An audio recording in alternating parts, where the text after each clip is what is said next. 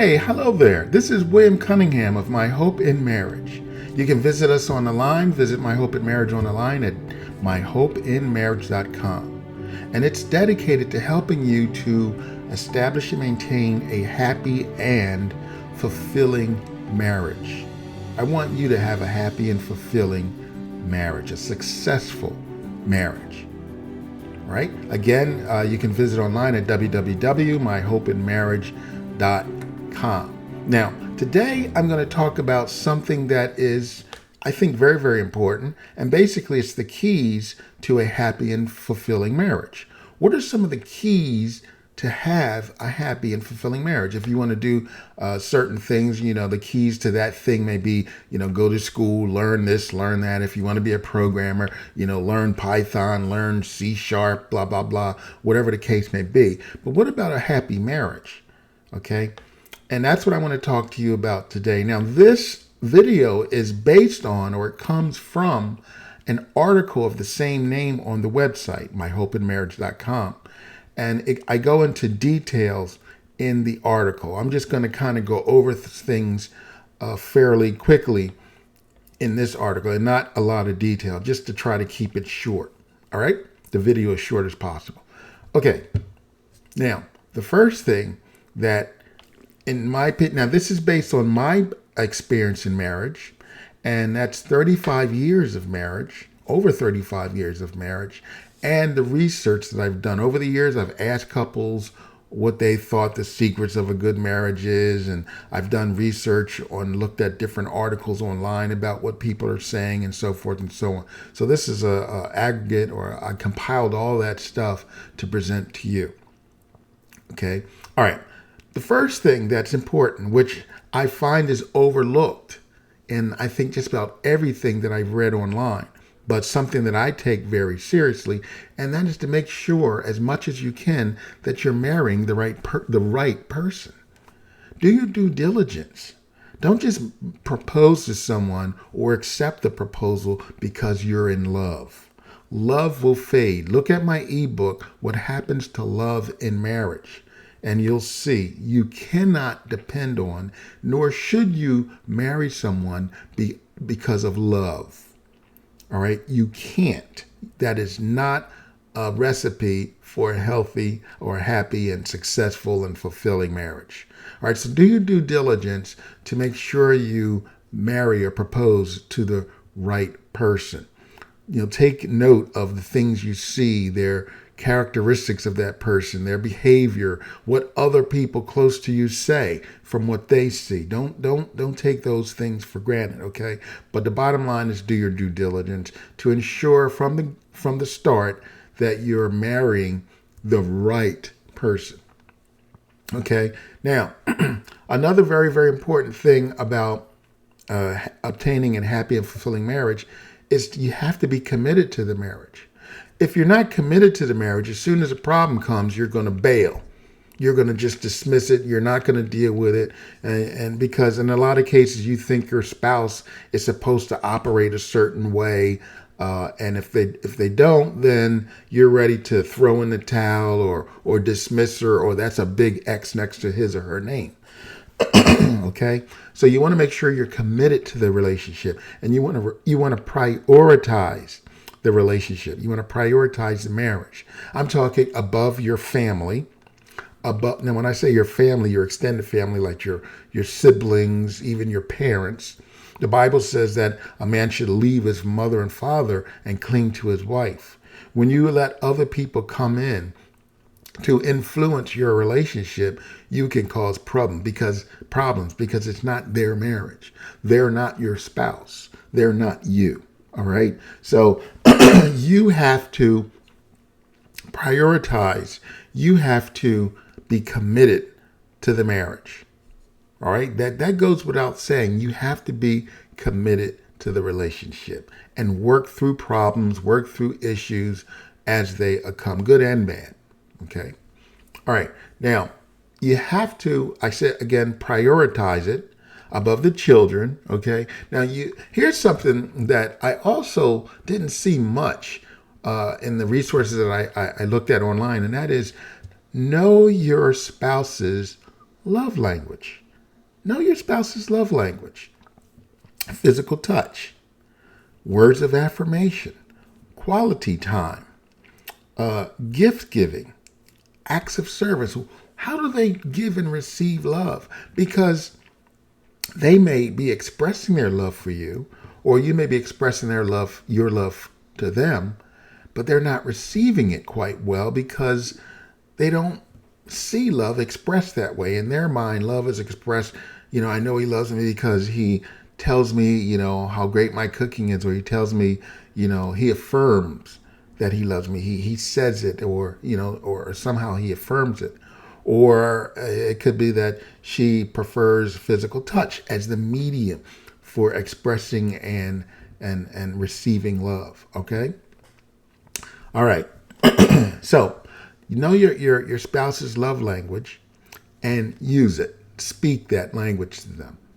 All right. And in the process, you might want to reveal your love language if you even know it. And there are tests online or I guess tests or whatnot that you can do online to determine what your love language is most likely. Okay? All right. Now, expect change in your spouse from the beginning. As time passes, we all change. We adapt to our surroundings. We adapt to the situations. We adapt to changes in our things that we like and our goals and aspirations and dreams. Those things may change based on whatever's going on or have been going on in your life. So expect your spouse to change as well. Now, when I say change, I don't mean change from a nice person to all of a sudden they want to be a Satan worshiper. That's extreme, and that's like a completely different world. But just change. Maybe they become more outgoing when you like the sweet introvert. But you got to be willing to expect change and not throw them out because of it. All right? Again, be committed. Very important in any relationship is communication. You have to communicate.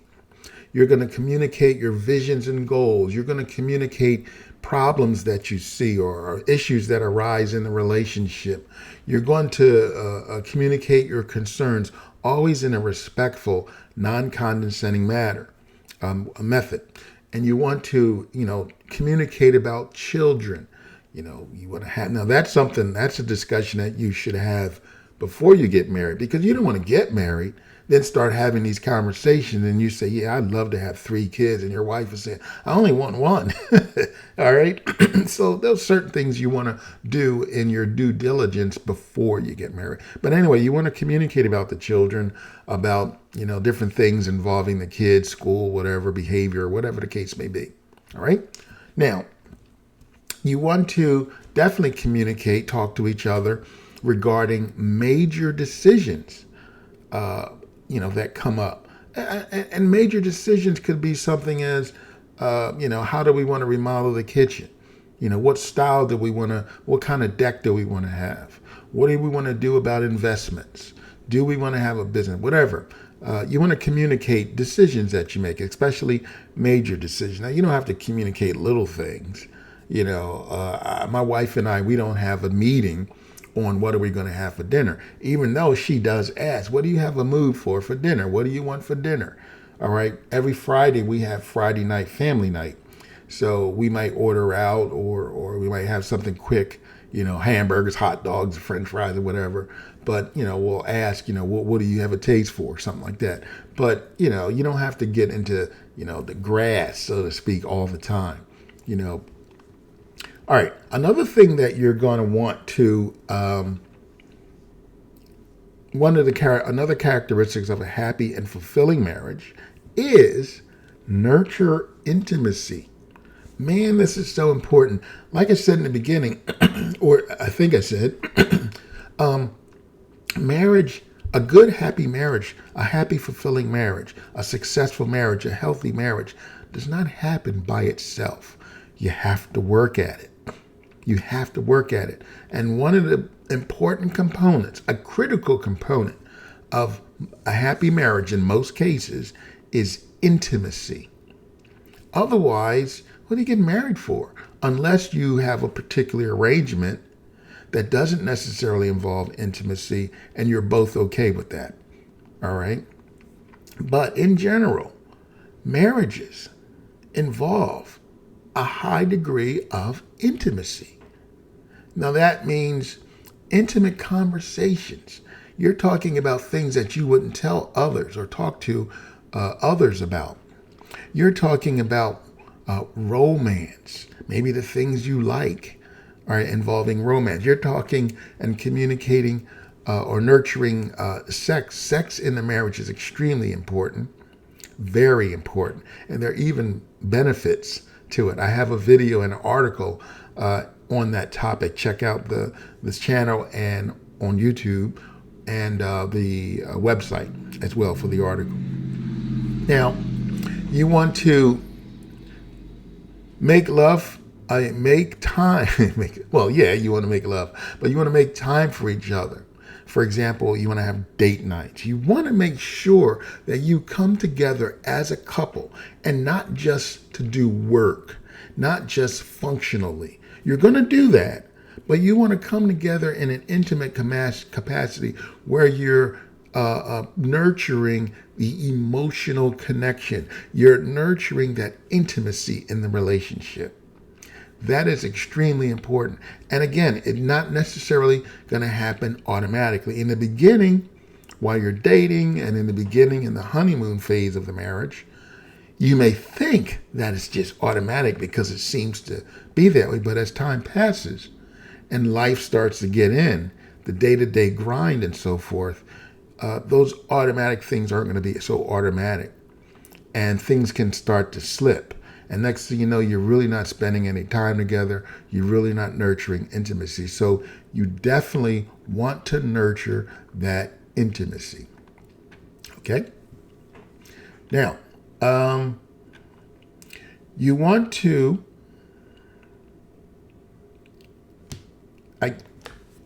I say this because of especially because it's fresh in my mind and from the last article and video that I did, from the state. And also from just my own experience, of course, you need to have more sex, make love, have sex. All right. For a guy that is like a binding agent, emotionally binding to his wife. And for a woman, from what I could tell, it's a way of affirming that emotional connection because it is said that for a guy, he establishes an emotional connection or he builds that emotional connection, develops it through sex with his wife. And a wife, they say the woman, wants an emotional connection first, and then she's open to have sex with him. All right. So it's kind of weird how that works. All right. Okay. So have more sex. It's a way of really nurturing that intimacy. It's a way of bonding emotionally. And I think it's very, very important. Okay. Appreciate what you have and don't complain about what you don't have. For example, maybe you discover that your wife isn't such a great cook. And guys, ladies, there's nothing that says that is required on the planet Earth that all women should be great cooks. Now, I happen to have an extremely proficient cook, and that comes directly from her mother, my wife, my wife's mother. She's a very good cook. When we were dating, she cooked me a veal cordon bleu and it's this watermelon sorbet or something. I forget what it was. All right. She's really, really, really, really good at cooking. And she's really, really, really good at gluten-free cooking. But that's not every woman. Maybe it's the guy who's a great cook. All right. But anyway, don't complain about what you don't have. Appreciate what you do. Maybe she's not a great cook, man, but she keeps the house spotless. When I come home, I can just breathe and feel the Febreze or whatever. All right, so appreciate what you have, basically. I have a concept called togetherness, and I think it's very, very important in a marriage. And it's really like intimacy, right? But it's not just emotional intimacy, so forth and so on. It's more just building a relationship as a couple. Togetherness, maybe you do projects together, upholstering the furniture, putting down or cleaning the carpet, whatever.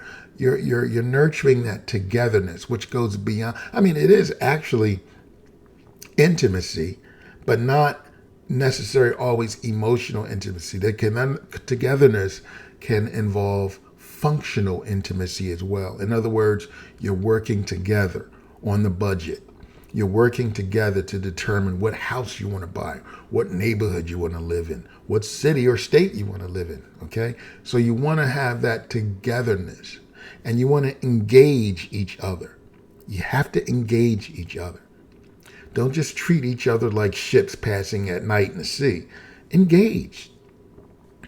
If your wife's interested in something, engage in it.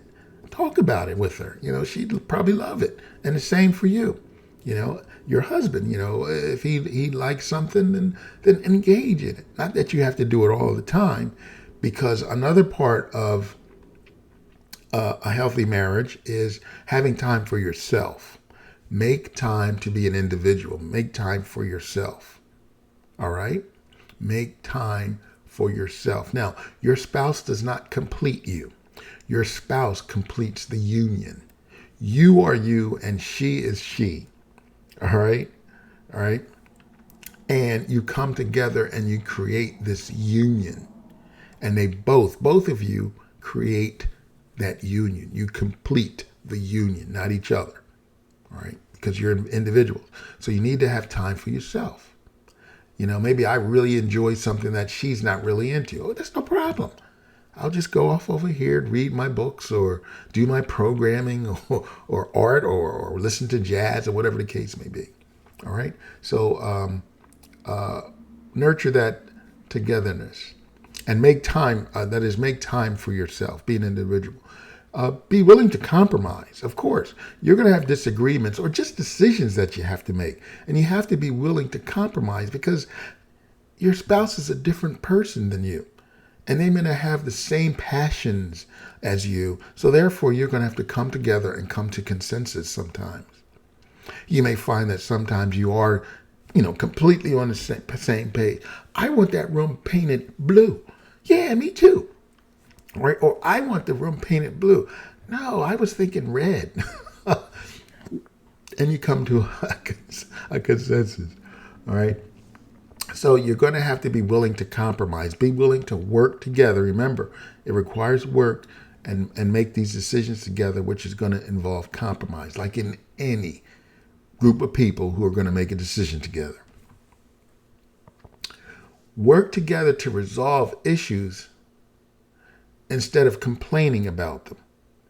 All right, work together, which means you have to communicate the issue. If you find that there's an issue that you're having in the relationship, you have to express it respectfully. All right, but you need to work together to resolve them. And that's something that in older couples that I talked to over the years, and I'm going to get into this a little later, resolving those issues was key to having a successful marriage and accepting them who they are as they are. Right? Another thing you're going to have to do is you have to forgive.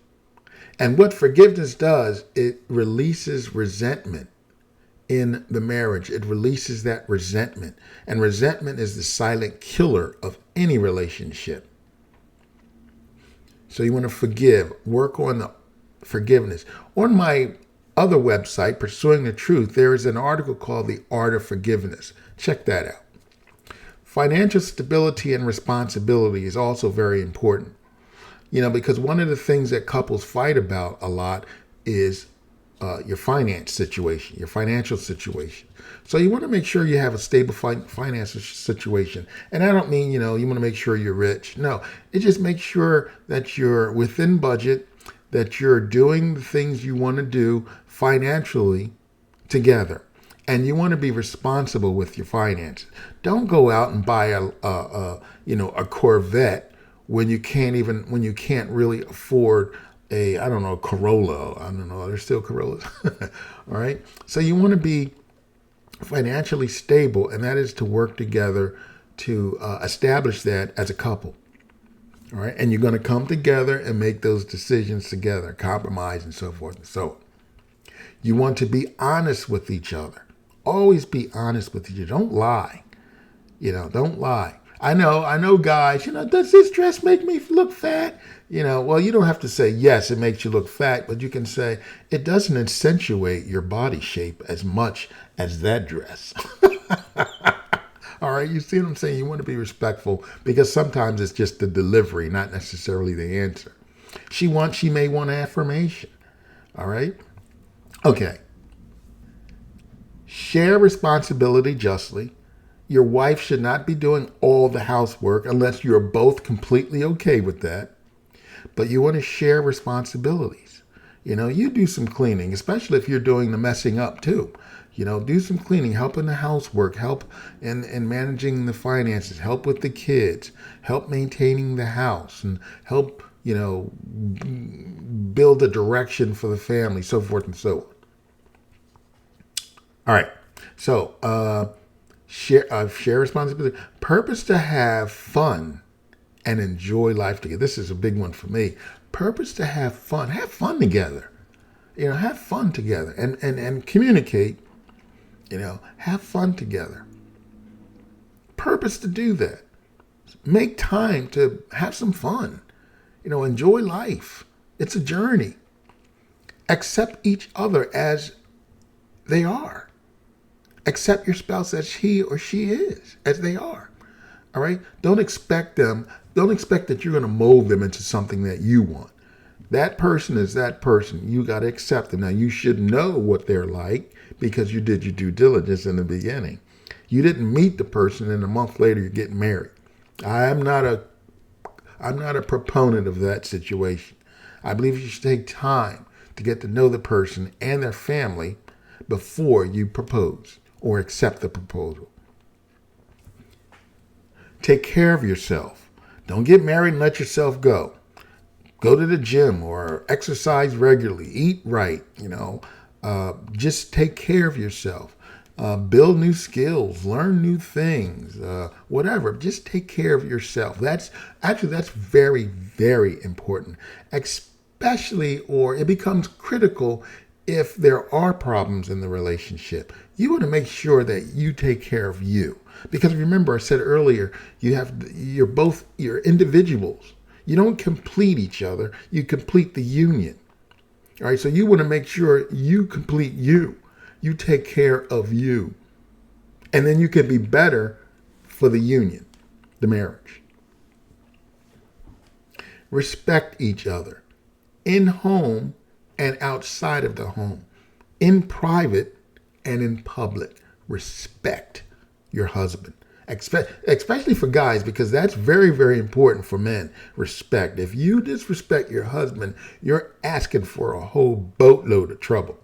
All right, but in general, respect each other at home and outside of the house. Don't badmouth your husband to your girlfriends or to your boys.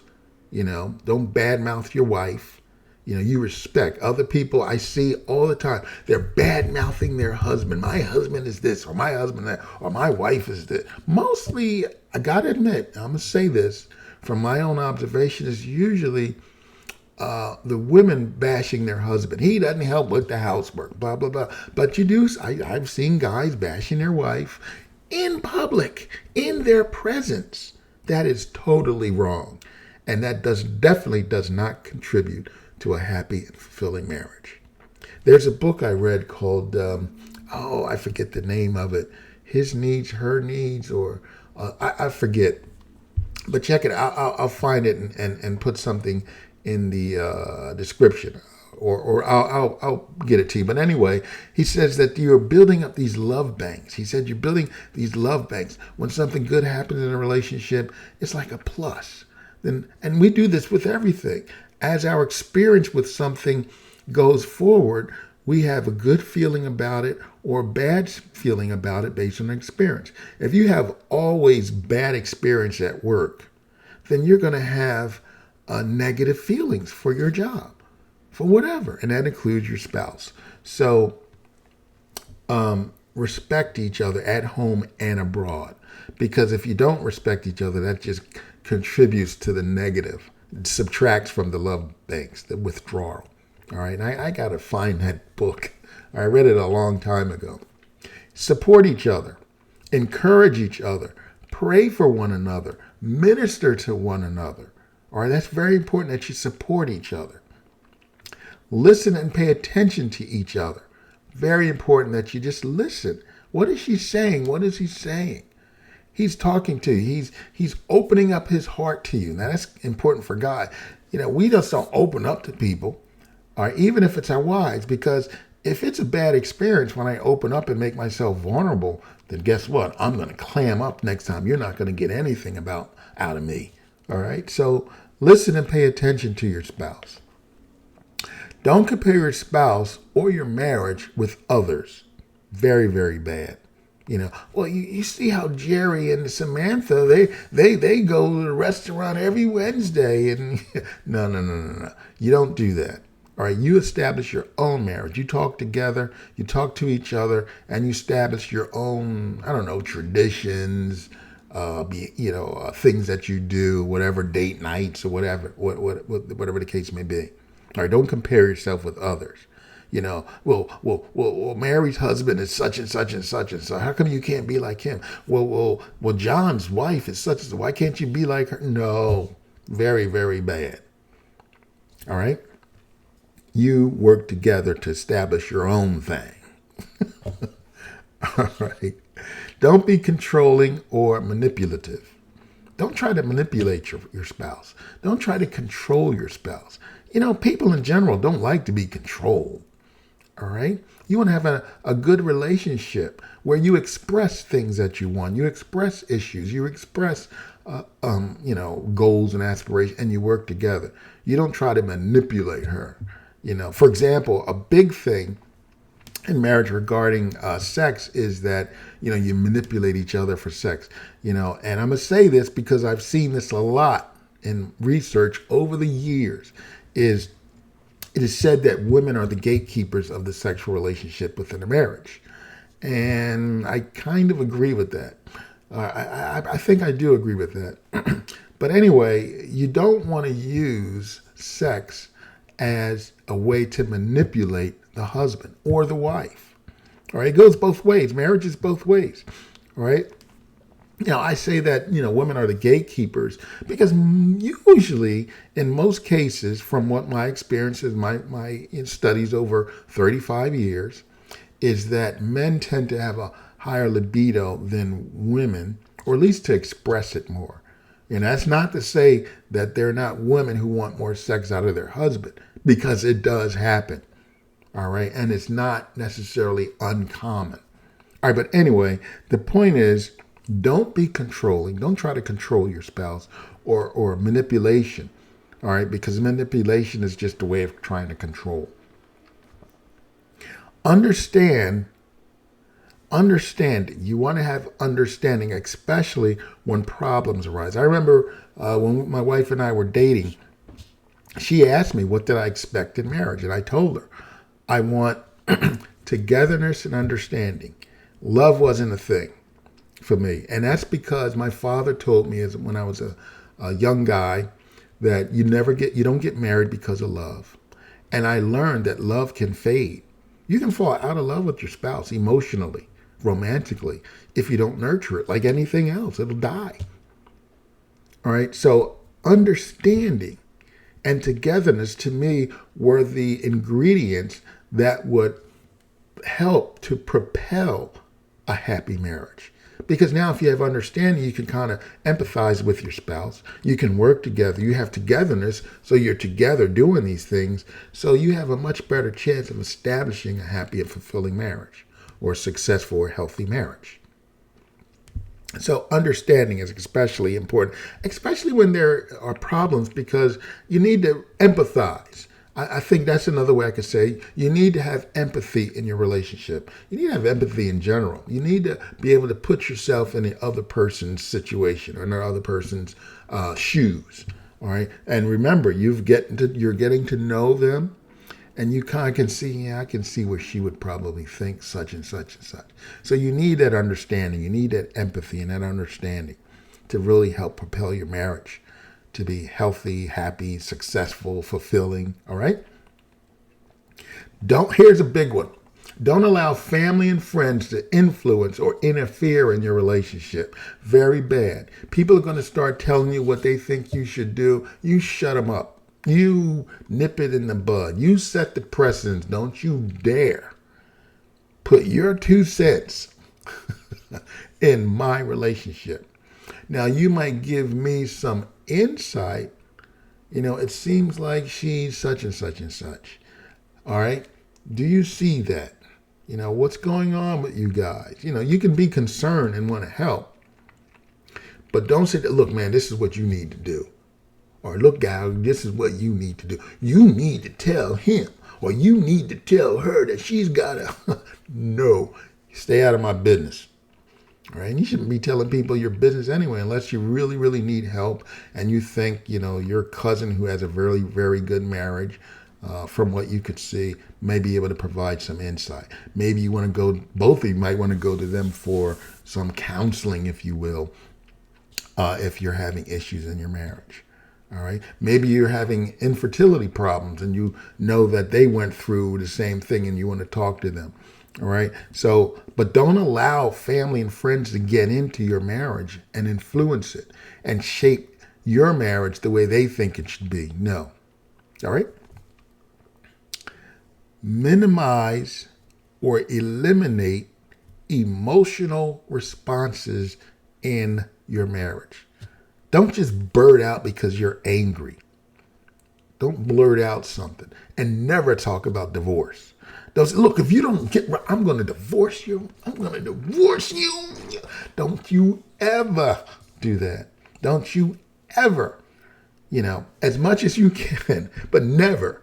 If you find yourself getting ready to say the D word, shut up. Walk away. But if you want to control those emotional outbursts, those emotional responses, because when you have emotional responses, you're going to end up saying things that you may regret later. All right? Talk about the children. Work together as far as raising the kids and so forth and so on. You definitely want to do that. Don't prioritize your kids over your marriage. That's common. All right? Don't expect your spouse to make you happy. That should have been further up the top. Don't. Your spouse is not going to make you happy. They may contribute to your happiness, but they're not going to make you happy. You know who's going to make you happy? You are. All right? You are. But you're in a union, so you're going to communicate, work together, and things like that. And you can start to feel your spouse can make you happy about your marriage. But to be happy, to make you happy? No, that's your job. Learn about successful marriage. And this is something I tell people all the time. Educate yourself. You want to learn how to be a nurse, you go to nursing school. You want to learn how to be a mechanic, you go to mechanic school. You want, you want to do something, you know instinctively that you got to educate yourself. So if you want to have a good marriage, study good marriages or learn about good marriages. Get lots of information from myhopeandmarriage.com. All right. Okay. So those are some things, and that's not an exhaustive list. Those are some characteristics. Those are some things that can help you have a happy, fulfilling, or successful, healthy marriage. All right. Take those things, meditate on them, learn about them, practice them. The Bible says faith without works is dead. You can say you have faith all day, but if your life don't show that faith, you're just talk is cheap. But learn and practice the things that will make your marriage happy. And that's another thing.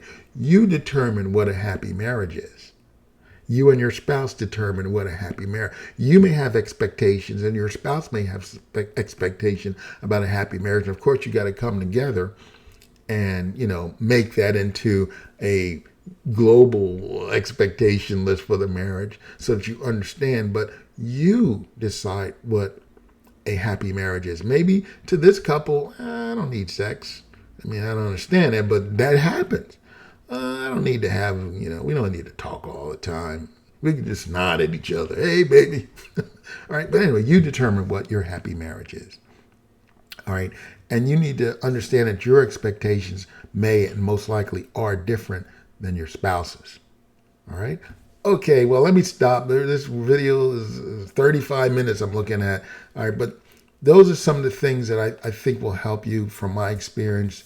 And if you want more, get more details, go to the website, myhopeandmarriage.com, and look at the article, Keys to a Happy and Fulfilling Marriage. All right? Well, again, I am William Cunningham of course, My Hope and Marriage. And I want you to have a happy and fulfilling marriage. And go over this video again, read the article, corresponding article on the website to learn more of how to do that. All right? Well, you know what's up. Until the next time, be blessed.